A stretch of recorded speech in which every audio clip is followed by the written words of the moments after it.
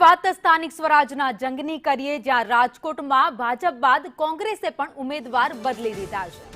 ભાજપ બાદ કોંગ્રેસે ward number 7માં ઉમેદવાર બદલ્યા।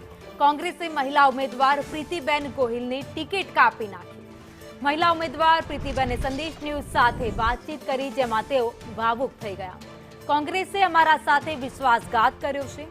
છેલ્લી ઘડીએ હંસાબેન ગુજરિયાને ટિકિટ આપી છે। તો પ્રીતિબેન અને તેમના પતિ 30 વર્ષથી કોંગ્રેસ સાથે જોડાયેલા છે, ત્યારે તેમની ટિકિટ કપાતા તેઓ ભાવુક થયા અને રોષ ઠાલવ્યો।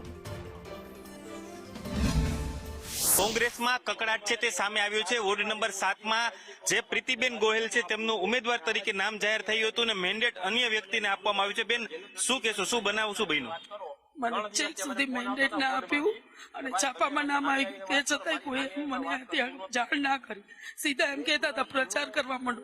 આ 30 વર્ષથી મારા હસબન્ડ કોંગ્રેસમાં જોડાયેલા છે, તે છતાંય અમારી સાથે આવો અન્યાય થયેલો છે।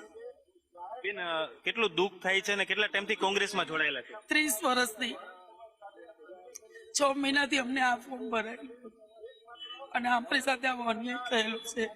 બેન, ઉમેદવારનું જે નામ જાહેર થયું તેમાં તમારું નામ હતું? હા હતું, આવી ગયું હતું।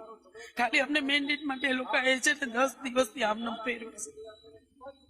આજે દઈએ કાલે દઈએ, બસ એવું જ બોલે છે। હું ગુજરાત પ્રદેશ કોંગ્રેસનો પૂર્વ મંત્રીનો હોદ્દો ભોગવી ચૂક્યો છું, પણ મારી ટિકિટ, મારા ઘરનાની ટિકિટમાં મને ઠેર સુધી કહેવામાં આવ્યું કે તમારું નામ કન્ફર્મ છે, તમારું મેન્ડેટ પહોંચી ગયું છે। કાલે બપોરે ઉમેદવારને, જે નવા ઉમેદવાર છે એને મેન્ડેટ દેવા કાલે બપોરે ઘરે ગયા, આ મને જાણકારી મળી છે। હવે મારે કઈ પ્રોગ્રામ, કાકા આ મારી અન્યાય કર્યો છે, એકવાર હું સહન કરી લો, પછી અમારા ઘરના ઉપર અન્યાય કર્યો પક્ષે એ હું સહન ન કરું। ને હું અપીલ કરું છું વાણંદ સમાજને કે હજી તમે કોંગ્રેસમાંથી હોય ને ઉમેદવારી નોંધાવી હોય તો રદ કરી નાખો, અને ભાજપને નહીં પણ ગમે એ પક્ષને મત આપ્યો, પણ કોંગ્રેસને પક્ષ નો। કારણ કે મારા ઉપર અન્યાય થયો, મારા ઘરવાળા ઉપર અન્યાય થયો છે। જ્યારે હું પ્રદેશનો મંત્રી હતો તેથી જ આ લોકો મારી પાસે પડ્યા હતા, તમને હોદ્દો ક્યાંથી આવ્યો? અરે ભાઈ, તમે એક જ છો દેવા વાળા, તમારું રાજકોટ છે।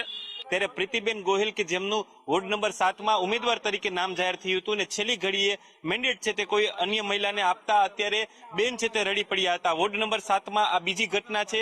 શૈલેષ જાની છે કે જે ભાજપમાંથી તેનું ઉમેદવાર તરીકે નામ જાહેર થયું હતું અને છેલ્લી ઘડીએ નિહલ શુક્લને મેન્ડેટ આપવામાં આવ્યું હતું। તેવી જ રીતે કોંગ્રેસમાં પણ આ પ્રકારનો બનાવ બન્યો છે, તેને લઈને પરિવારમાં ખૂબ જ નારાજગી છે તે જોવા મળી રહી છે। કેમેરામેન વિપુલ બોરીચા સાથે દિવ્યેશ જોશી, સંદેશ ન્યૂઝ, રાજકોટ।